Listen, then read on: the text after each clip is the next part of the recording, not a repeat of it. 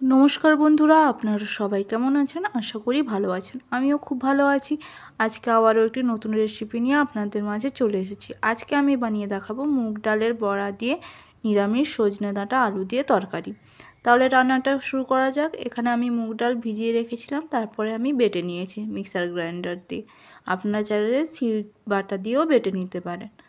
এবার আমি ওর মধ্যে ধনেপাতা কুচি দিয়ে দিলাম। এবার সামান্য পরিমাণ হলুদ গুঁড়ো দিয়ে দিলাম। এবার আদা গুঁড়ো দিয়ে দিলাম। পরিমাণ মতো লবণ দিয়ে দিলাম।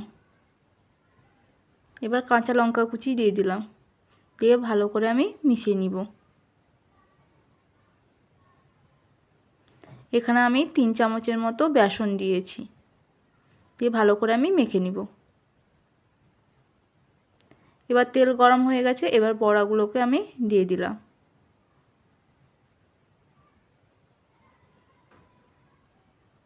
এবার বড়াগুলোকে আমি উল্টে পাল্টে ভালো করে ভেজে নিব।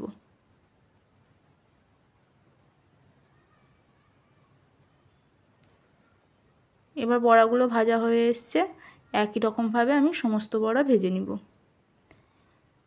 এবার ওই তেলের মধ্যে আমি প্রথমে আলু দিয়ে দিলাম। আলুগুলোকেও আমি ভালো করে লাল লাল করে ভেজে নিব।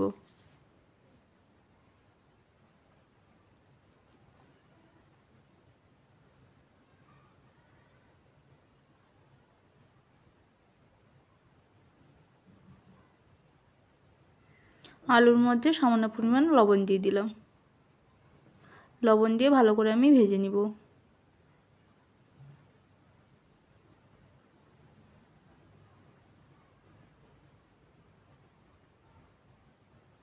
এবার আলু অনেকটাই ভাজা হয়ে গেছে। এবার আমি সজনে ডাঁটাগুলোকে দিয়ে দিলাম।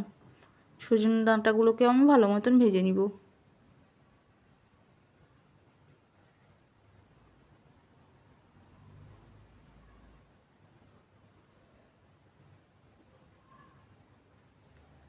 এবার ডাঁটা আর আলু ভাজা হয়ে গেছে। এবার আমি একটি পাত্রে তুলে নিব। ওই তেলের মধ্যে প্রথমে ফোড়নের জন্য কালো জিরা দিয়ে দিলাম। দিয়ে ভালো করে ফোড়নটা ভেজে নিব। এবার প্রথমে আমি পরিমাণ মতো হলুদ গুঁড়ো দিয়ে দিব এবং 1 চামচের মতো লঙ্কার গুঁড়ো দিয়ে দিলাম।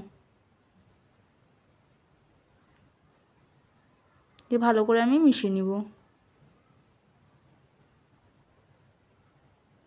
এবার একটি আমি মশলার পেস্ট দিয়ে দিলাম।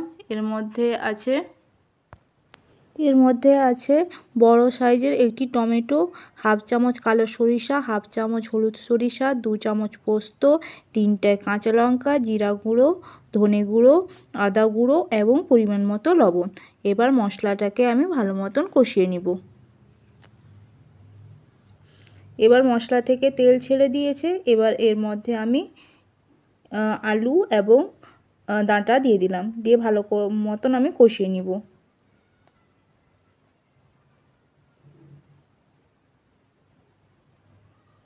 এবার আলু এবং ডাঁটা ভালো মতন কষানো হয়ে গেছে। এবার এর মধ্যে আমি পরিমাণ মতো জল দিয়ে দিব।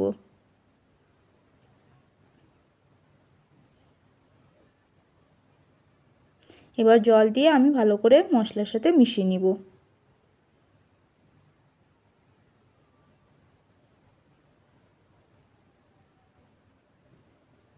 এখানে আমি অনেকটা পরিমাণেই জল দিয়েছি। যখন আমি বড়া দিব তখন জলটা শুকিয়ে যেতে পারে, ওই জন্য আমি অনেকটা পরিমাণে জল দিয়েছি। এবার ঢাকা দিয়ে আলু এবং ডাঁটা সেদ্ধ করে নিব। এবার আমি কিছুক্ষণ পরে ফিরে এলাম। আলু এবং ডাঁটা ভালো মতন সেদ্ধ হয়ে গেছে।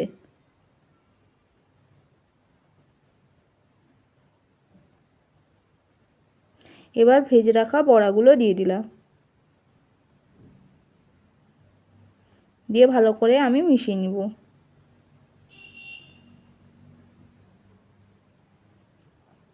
এবার উপর থেকে আমি ধনেপাতা কুচি দিয়ে দিলাম। দিয়ে ভালো করে আমি মিশিয়ে নিব।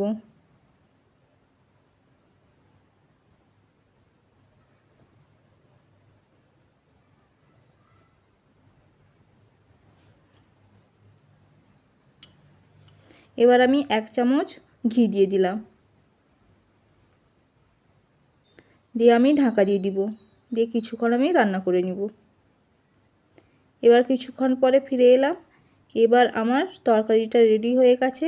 ভালো থাকবেন, সুস্থ থাকবেন। আবারও একটি নতুন রেসিপি নিয়ে আপনাদের মাঝে চলে আসবো।